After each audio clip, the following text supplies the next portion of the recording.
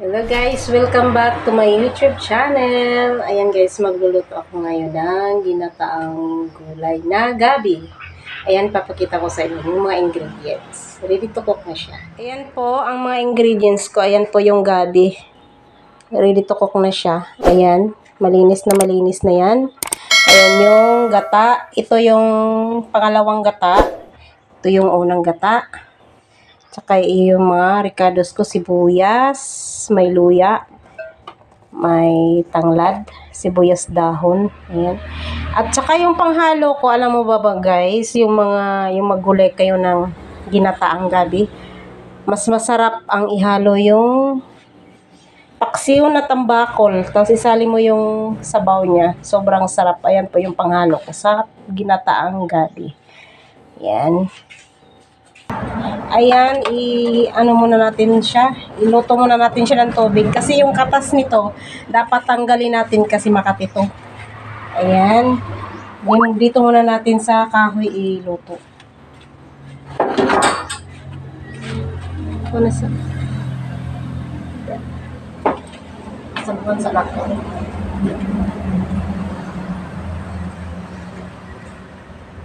Ayan, lagyan natin ng tubig. Pag kumulo na ito, tapos malambot siya ng konti, ayan, itapon na natin yung sabaw. Ayan. Pukukuluan muna natin siya. Ayan na guys, tingnan na natin. Baka malambot na siya. Ayan. Ayan na nga, medyo malambot na. Ayan, kailangan natin tanggalin yung sabaw niya at itapon. Kasi yan ang yung sabaw na andyan yung Makati. Dapat itapon natin yan. Ayan. Tanggalin na natin. Ayan, kailangan naka-drain para yung sabaw niya mawawala. Ayan.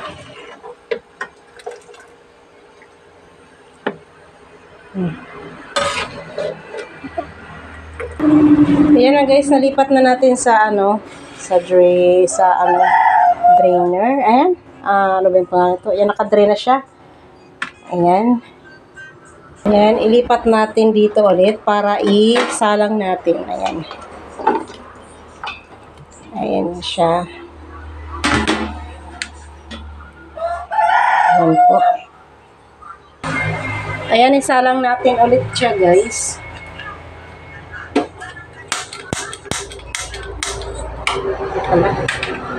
Lang.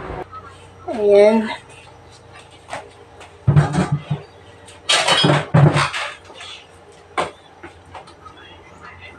Yan po. Tapos ilagay na natin yung pangalawang gata.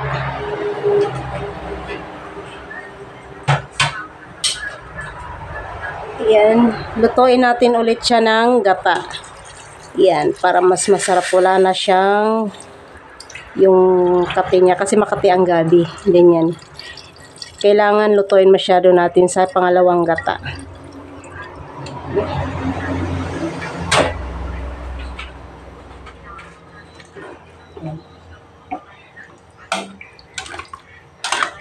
Kailangan hindi siya masyadong haluin. Ganyan lang. Yan. Takpan muna natin para pakuluan.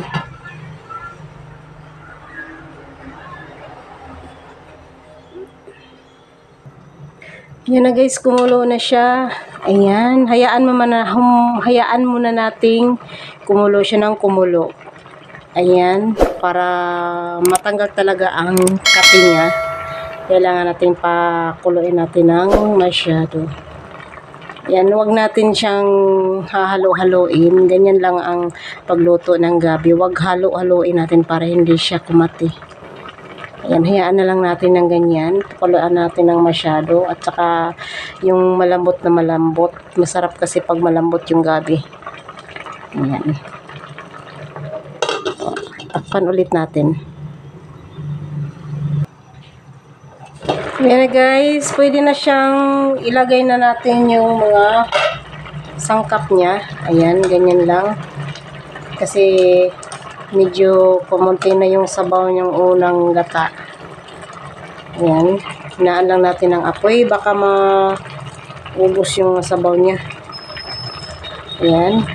Lagay na natin yung sangkap. Ayan. Ito yung tanglad. Ayan, lemongrass. Tsaka yung luya. Ayan, lagyan natin ng luya. Ayan, mas masarap. Ayan. Ayan, iibaw natin sa ilalim. Ayan. Para as in na ano talaga yung amoy ng tanglad. Ayan. At saka yung sibuyas. Sibuyas Bombay. Ayan.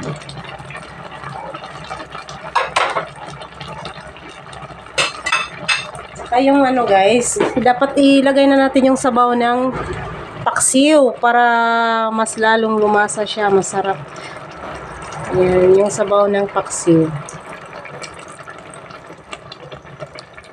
Ayan.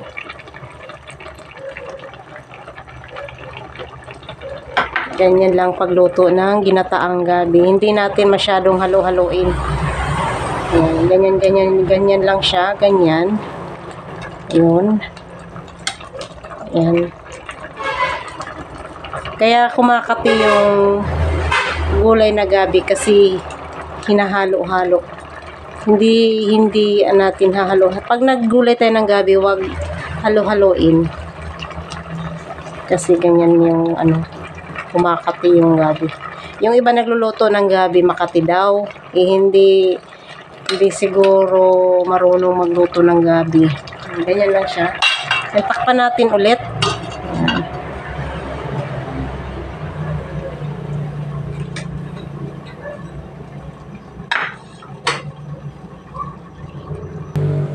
Lagyan na natin ng asin mga.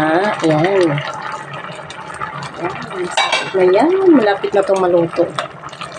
Lagyan mo natin ng asin. Ayan.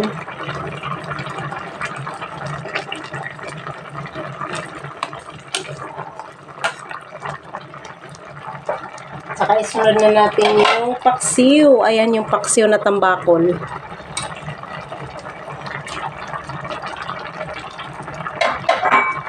Saka yun ang sikreto guys pag nagluto kayo ng ginataang gabi. Mas masarap ang pinaksiw na tambakol. Kahit anong isda, basta paksiw. Yun. Pero gusto ko yung tambakol kasi hindi matinik. Ayan po. Ayan. Masarap na masarap ang timplada niyan. Mas lalo yung sumarap pag kasali sa sabaw ng paksiw. Ilagay mo rin sa ginataan.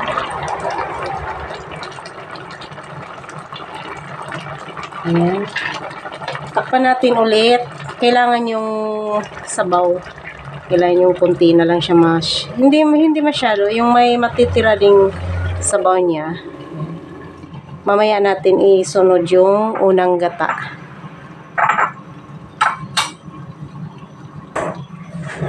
Ayan na, konti na yung sabaw. Siguro ilagay na natin tong unang gata. Ayan. Ilagay sa natin konti. Ayan, nawawala na yung ano niya. Hindi masyadong haluin natin. Ayan. Lagay na natin yung unang gata, yung pinakaunang gata natin.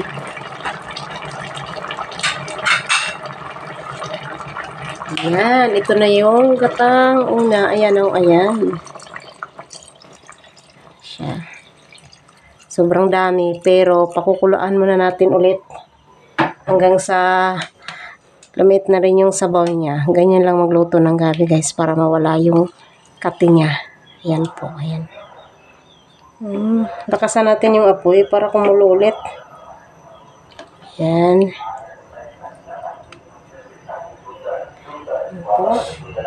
Ayan, tsaka ilagay na natin yung daon sibuyas. Ayan o.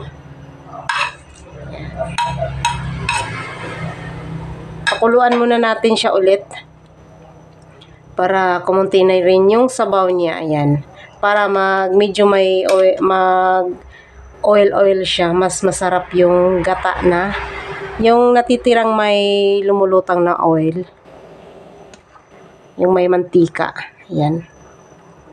Ayan, pakulaan natin ulit siya. Ayan, masarap na yan mamaya pag maluto na. Ayan na, kumulo na. Ayan na guys, oh.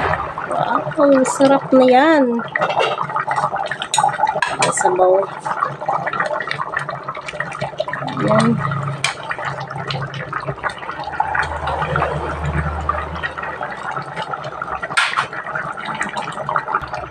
Pwede na natin siyang haluin. Haluin kasi dumikit siya sa ilalim. Ayan.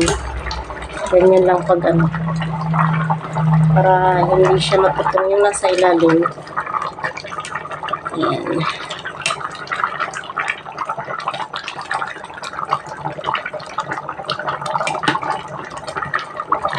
Ayan. Masarap na po ito. Ayan. Ginataang gabi.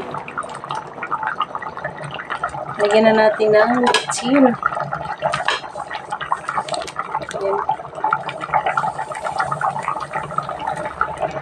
Saka bitsin yung nilalagay namin guys. Kasi sabi nila yung ano daw. Hindi daw maganda yung hindi ko nalang sasabihin. Bitsin ang ginagamit namin dito. Ayan.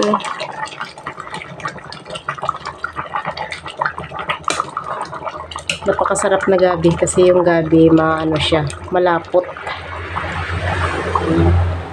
Tikman na natin guys. Ayan.